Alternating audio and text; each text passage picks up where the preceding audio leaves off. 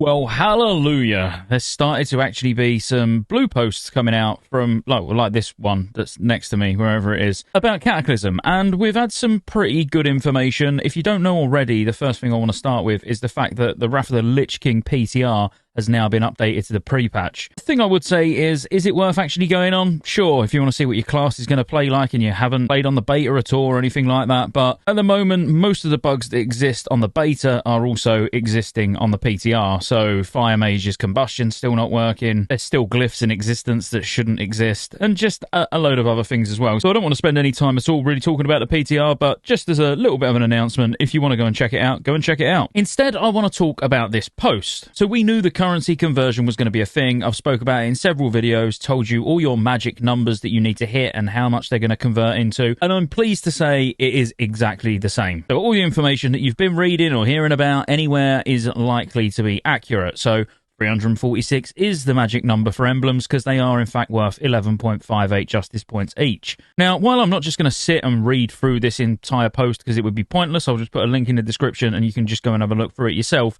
There's a couple of things I want to point out. I've been actually getting a lot of people question what the whole no soft cap period means. So where it says, please note that the justice points will only be awarded up to the cap of 4,000 points. Now, what it's actually saying is any emblem of Triumph or Frost beyond that will be converted to gold at a rate of 47 silver per emblem. Now, I'm assuming they mean per point because it does say during the conversion, originally it was 47 silver and 50 copper per point. So if it's emblem, you want to make sure you have no more than 346 emblems. So make sure the day before pre-patch, you convert all of them down to conquest or to whatever you want to convert them down to. Or preferably, as I say, probably spend them on heirlooms or something like that. But you don't want to go in with any more than 346 of Frost and Triumph, just in case that is actually right, and you're getting a measly 47 silver. Obviously, if you trade them down, you're going to get 5.5 gold each one. But like I say, I would just say that's a typo, and it should be 47 silver per point, not per emblem. But still, if you want to just err on the side of caution, trade them down. Now, when they talk about the soft cap and how it differs from Classic originally,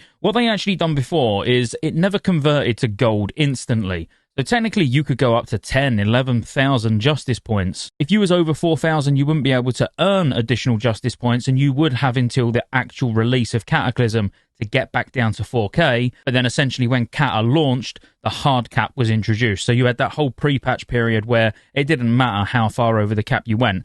I had a feeling that weren't going to be the case this time round, and it's not the case this time round. It also goes over how much honor you're going to get, and as of right now in the pre-patch and the beta, the Wintergrass commendations are still showing as 150 honor, so I definitely wouldn't go in with Stonekeeper shards actually in your currency tab. Convert them to the commendations. Again, I suppose there's a risk either way, because if you convert them and they get changed, then, you know, maybe you could end up losing some honor, but quite honestly, if they got changed, I would see them just going down to 50, so I wouldn't worry about it either way, really. But the one thing that people keep asking me is about Sidereal Essence and Scourgetones. Well, we do actually have an answer about this now, and I find it really interesting that we have got an answer on it, and I've got kind of an idea why they might be keeping it this way, and for once I'm not going to say it's because they're lazy, but someone actually asked a question on the beta forums, and the answer is we're not planning to convert these. Going forward, you can collect them and use them as before, so they're not actually going to be converted to anything. We'll still be able to earn Scourgetones, and we'll still be able to earn Sidereal Essence.